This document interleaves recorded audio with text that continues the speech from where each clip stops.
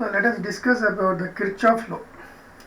Now this Kirchoff law is categorized into two. One is the junction rule and another one is the mesh rule. Now let us go by the first one, the junction rule. Now assume a point in any circuit where there are more than one current is meeting. Now assume this is I1, this is I2, this is I3 and this is I4. This is my junction. Now the junction rule states that the algebraic sum of current meeting at a point or meeting at a junction is 0. What does it mean? It means whatever the current is coming towards the junction must be leaving. So nobody stays at the junction. So I can write this equation as I1 because I1 and I2 are coming towards the junction. I1 plus I2 is equal to I3 plus I4 because I3 and I4 are leaving the junction. So that is the first one, the junction rule. Now the second one is the mesh rule. Assume there is a closed mesh, means closed path.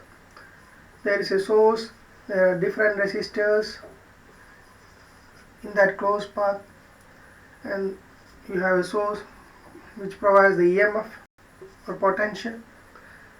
And when the current passes through each element, there will be a potential drop across each element. So let this be V1, let this be V2, let this be V3. So the mesh rule tells you that when you pass from one point or start from one point and pass through each element of the closed path and reaches back to the same point, then the difference in potential which you have felt as you pass through different elements is equal to 0. Or in other words, you can say it like this: whatever has been provided in that closed path is lost at each element.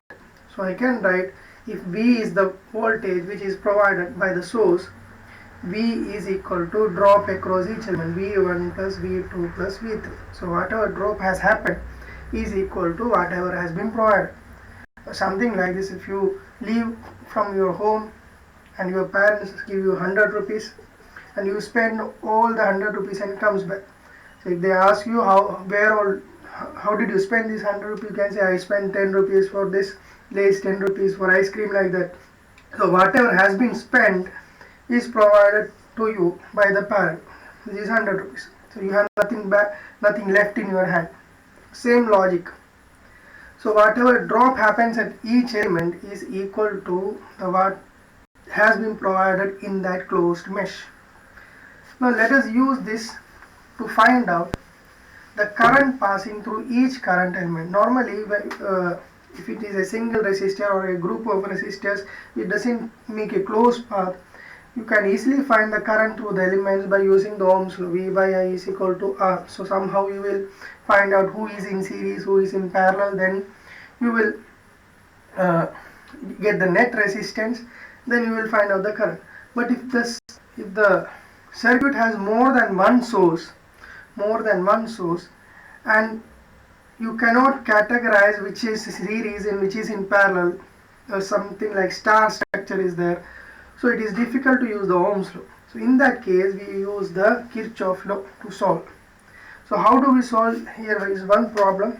You can see P, Q, R, S, and you have got 4 ohm here, 3 ohm here, and 10 ohms here,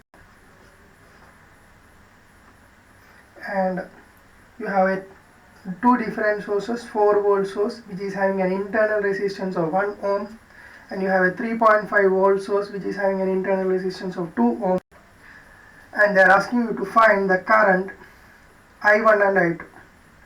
See, how did they? I1 is the current which is coming from the 4 volt battery, I2 is the current which is coming from 3.5 volt battery. So how do they solve this?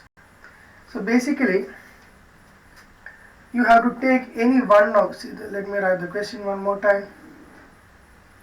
If you take one mesh, means closed path, that is P, Q, S, P. So that is a closed path starting from P, Q, S, P. And there is some convention to write down the potential drop. For example, If myself, let me start my journey from P and I am moving towards Q. So myself and the current are in the same direction, and when the current passes through the 4 ohm resistance, there will be a potential drop. Now that potential drop means V will be equal to I times R, which is the current which is flowing in that path, that is I1, passing across the resistor 4 ohms. So this is the potential drop which I feel when I move from P to Q. Now if myself and current are in the same direction, as per the sign convention, the potential drop should be taken as negative. So when I move from P to Q, what is the potential drop which I feel? It is minus 4I1. Now I have reached Q. I am going towards S. So what is the current flowing from Q to S? That is I3. Again myself and current are in the same direction.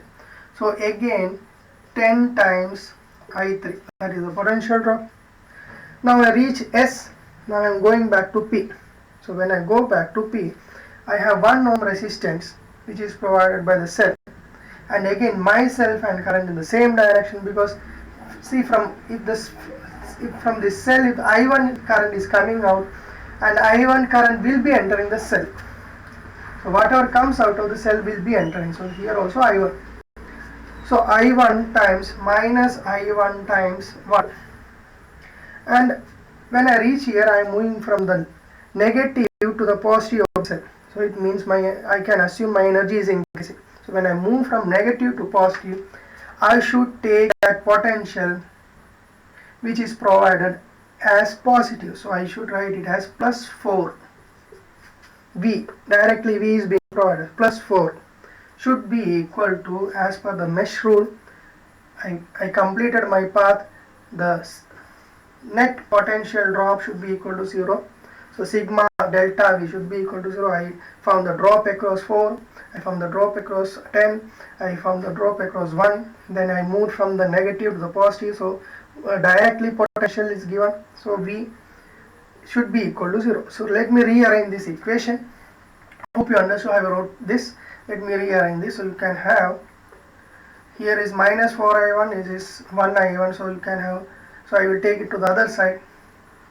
So 5I1 plus 10I3 is equal to 4. This is my first equation. Now if I apply the junction rule at the point Q, I can see I1 and I2 are meeting and it is becoming I3. So I can substitute for I3 5I1 plus 10 times I1 plus I2 equals 4. So again rearrange the formula. 5I1 plus 10I1 plus 10I2 equal to 4. So 5I1 plus 10I1, 15I1 plus 10I2 equal to 4. This is my first equation. So I started my journey, I took this mesh, I started my journey from P, then Q, back to S, then back to P. So when myself and current were in the same direction, the drop was taken as negative. When I went from the negative of the cell to the positive, the potential itself was taken as positive. If it is the reverse, for example, if I am moving through the resistor and current is coming just opposite to me, then that potential drop should be taken as positive. Similarly, if I am moving from the positive of the cell towards the negative, my energy is decreasing, so I will take that V value as negative. So this is my first equation. Let me write the first equation. 15I1 plus 10I2 equals 4. Now let me take the second mesh in which the second cell is provided. So again let me start my journey from Q. In this case let me take this path Q, R, then S, then back to Q. See, I am going from Q to R and I can see I2 is coming against me. So as I said, when current is against you, the drop should be taken as positive. So 3 times I2 positive. Now I have reached R, then going back to S. So here I can see 2 ohm resistance is there. And you can see I2 is also coming this way. So myself going against the current, so it will be 2I2 Then I am moving from the positive of the cell to the negative. The drop should be taken as negative. V should be taken as negative directly. So minus 3.5. I have reached S. Then going back to Q. Again I am seeing I3 opposite to me. So drop should be taken as positive. So plus 10 I3 whole equal to 0. Let me rearrange. It will be again 5 I2 plus 10 I3 equal to 3.5. As already said, I1 plus I2 makes I3. When I substitute it here, 5 I2 plus 10 I1 plus I2 equal to 3.5. 5 I2 plus 10 I1 plus 10 I2 is equal to 3.5. Or 10 I1 plus 15 I2 is equal to 3.5. This is my second equation. 10 I1 plus 15 I2 equal to 3.5. Now I got two equations, so I can easily solve them.